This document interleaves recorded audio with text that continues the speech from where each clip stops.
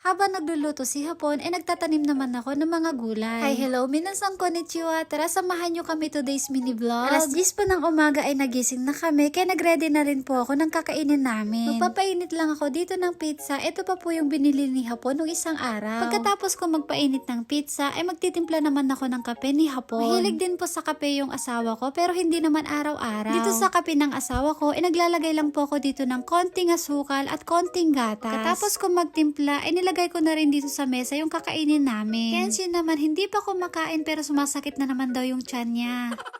Kaya sinabi ko sa kanya na mag-CR muna siya. Good boy na po si Kenshin, marunong na po siya mag-toilet mag-isa. Habang busy si Kenshin, ay kumain muna ako dito at nagkape. Mamaya-maya lang, ay tatawagin na ako ng anak ko. Hinugasan ko na nga yung kamay niya para makakain na rin siya. Sobrang saya nga dahil day off na naman nga ngayon ni Daddy. Minsan po kapag walang pasok si Hapon ay hindi rin pumapasok si Kenshin sa school niya. Napaka-sweet ng anak ko mga ante kasi sinusubuan pa niya ako. Natutuwa talaga ako dito sa anak ko mga ante kasi napaka-sweet niya masyado. Minsan nagugulat na lang ako mga ante kasi bigla niya akong ikikis tapos yayakapin.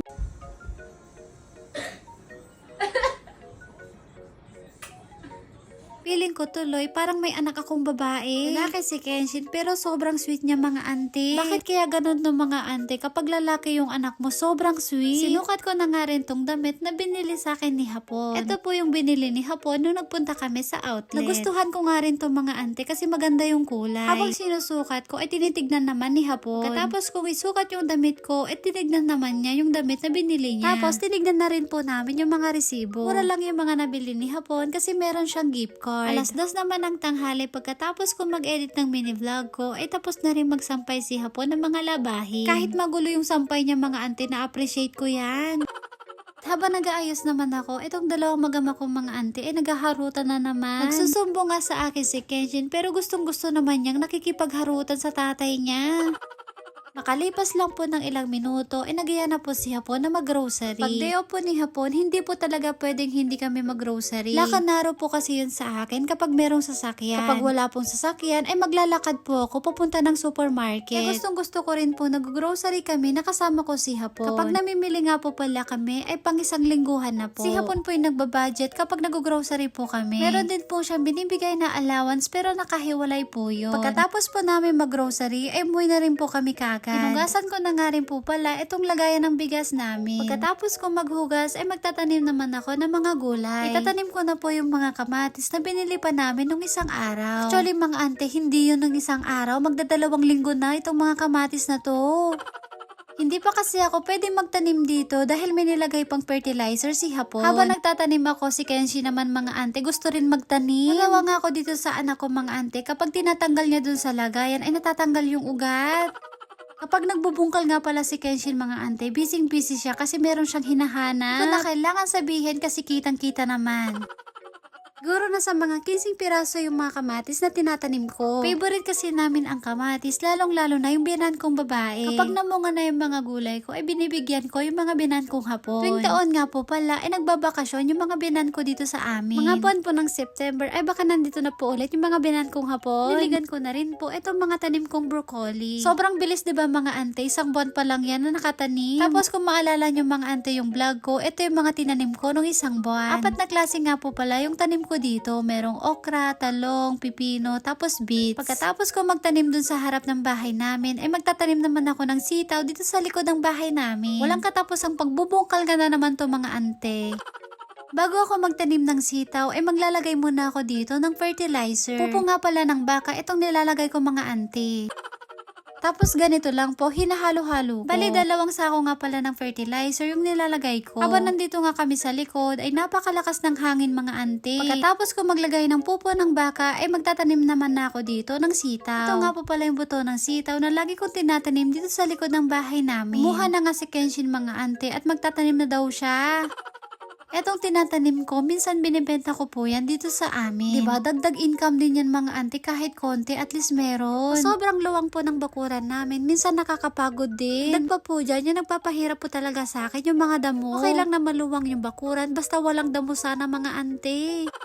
Kaya ang ginagawa ko po sa isang buwan ay isang beses akong mag-grass cutter dito sa bakuran namin. Minsan ang ginagawa ko mga auntie ay minamano ko, binubunot ko isa-isa. Oo naman po yun sa harap namin. Sabi ko na nga rin po dati sa asawa ko na maglagay kami ng gamot para sa mga damo. Kaso ayaw niya mga auntie, inisip niya kasi si Kenshin dahil naglalaro siya dito sa labas ng bahay namin. Delikado daw po kasi yun mga auntie kapag nalanghap o nahawakan ng anak ko. Pagkatapos ko magdilig at magtanim ng mga halaman ay pumasok na rin kami dito sa loob ni Kenshin. Hapon naman po ay nagluluto na siya ng hapunan namin. Nakakatawa naman tong si Hapon, yung pagod ka dun sa labas tapos siya ay nagluluto na pala ng hapunan namin. O diba, parang ang sarap muna umupo ngayon mga auntie habang si Hapon ay nagluluto.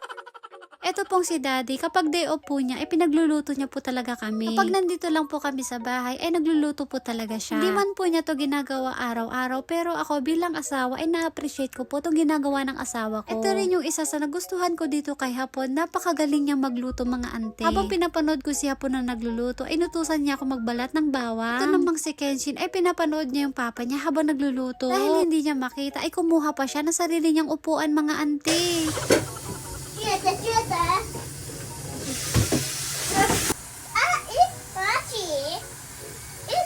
Pinapanood nga niya yung papa niya habang nagluluto. Sinabi ko nga kay Kenshin na umalis na siya kaso ayaw pa niya mga ante. Natuwa ako kapag nakikita kong ganito yung dalawang mag-ama ko. Tapos na nga magluto si Hapon mga ante kaya pinatikim na niya sa amin. Tuwang-tuwa nga kami ni Kenshin kasi napakasarap ng luto ni Hapon. Hindi ko po alam kung anong tawag dito pero steak po yung niluto niya. Hindi lang po yan yung niluto ni Hapon. Nagluto rin po siya ng soup. Habang tinitignan ko tong niluluto ni Hapon, si Kenshin naman ay naguhugas na. Hindi ko po siya inutusan. Kusa po siyang naghugas. Hindi lang po isang beses na nakita ko si Kenshin na naghugas. Isa nagugulat na lang po ako sa kanya kasi marunong na siya sa mga gawaing bahay. Tapos magluto ni Hapon, nagready na rin po ako dito ng hapunan namin. Una na nga akong kumain dito mga ante habang si Hapon naman ay nanonood ng TV. Si Kenshin naman ay busy sa paglalaro. Habang kumakain po ako ay nakita ko tong bulaklak dito sa mesa. Itong bulaklak na to mga ante, pinitas to ng anak ko dun sa labas. So nagugulat na lang ako mga ante, may binibigay ng bulaklak sa akin yung anak ko.